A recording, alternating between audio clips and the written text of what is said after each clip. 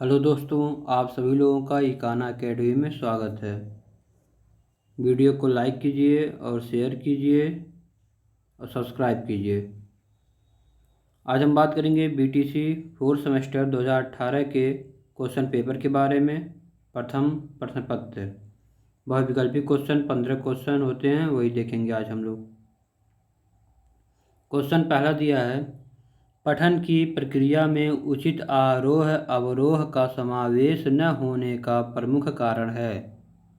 तो इसका option the सही होगा, उपयुक्त सभी। इसके जो 3 ऑप्शन दिए गए हैं, शीघ्रता से पठन, भाव को समझकर न पढ़ना, अधिक तेज आवाज़ में पढ़ना, ये तीनों करेक्ट है, इसलिए उपयुक्त सभी सही होगा, ऑप्शन द। क्वेश्चन नंबर 2 पे आते हैं। लिखित भाषा के ध्वन्यात्मक पठन को कहते हैं। तो इसका ऑप्शन एस सही होगा, सस्वर पठन। क्वेश्चन नंबर 3 पे आते हैं। वाक्य में निम्नलिखित गुण होते हैं। तो वाक्य में सार्थकता और क्रमबद्धता दोनों होता है, इसलिए ऑप्शन सही होगा, उपयुक्त दोनों। क्वेश्चन नंबर 4 पे आते हैं। क का उच्चारण स्थान है। तो क का उच्चारण स्थान कंठ होता है, इसलिए ऑप्शन सही होगा। क्वेश्चन नंबर 5 पे आते हैं। यह इच्छा शब्द का पर्यायवाची है। इच्छा शब्द का पर्यायवाची है, तो ये आशा, स्पृहा, अभिलाषा, ये तीनों इसके पर्यायवाची हैं, इसलिए उपयुक्त सभी द ऑप्शन सही होगा। क्वेश्चन नंबर 6 पे आते हैं। कोष्टक चिन्ह है। कोष्टक चिन्ह है, ये तीनों इसके ऑप्शन सही हैं, इसलिए उपयुक्त सभी द ऑप्शन सही होगा। जो ऑप्शन ए दिया है, इसे छोटा कोष्टक कहा जाता है। ब वाले ऑप्शन को महिला कोष्टक और स वाले ऑप्शन को बड़ा कोष्टक कहा जाता है। अब क्वेश्चन नंबर 7 देखते हैं। किसी कथन का विस्तार देने वाले विवरण को प्रारंभ करने के लिए किस विवरण चिन्ह का प्रयोग होता है। तो ऑप्शन ए सही होगा। क्वेश्चन नंबर 8 पे आते हैं। शुद्ध शब्द है। शुद्ध शब्द है, इसे 4 ऑप्शन दिए गए हैं, इसमें कौन सा शुद्ध शब्द है वो हमें बताना है। तो इसके ऑप्शन द सही होंगे, ऑप्शन द सही है। क्वेश्चन नंबर 9 पे आते हैं। जिन स्वरों का उच्चारण करते समय मुख पूरी तरह खुला रहता है कहलाते हैं। एक बार फिर से क्वेश्चन को हम रिपीट करते हैं, बहुत इंपॉर्टेंट क्वेश्चन है। जिन स्वरों का उच्चारण करते समय मुख पूरी तरह खुला रहता है कहलाते हैं। तो वो जो है विवृत स्वर कहलाते हैं, ऑप्शन ब सही होगा। क्वेश्चन नंबर 10 पे आते हैं। शब्द की विशेषता है, यानी शब्द की क्या विशेषता है ये पूछ रहा है। तो इसके 4 ऑप्शन दिए गए हैं, तो द वाला ऑप्शन लास्ट वाला सही होगा। इसके जो तीनों ऑप्शन दिए गए वो हम पढ़ के तो आपको बता दे रहे हैं। ऑप्शन ए दिया है, शब्दों के मेल से वाक्य बनता है, एकदम करेक्ट सही आंसर है। वाक्यों में प्रयोग किए गए शब्द पद कहलाते हैं, ये भी सही है। शब्दों के बिना भाषा का कोई अस्तित्व नहीं है, ये भी सही है, इसलिए ऑप्शन द सही होगा, उपयुक्त सभी। क्वेश्चन नंबर 11 पे आते हैं। दी गई संख्याओं का अवरोही क्रम होगा।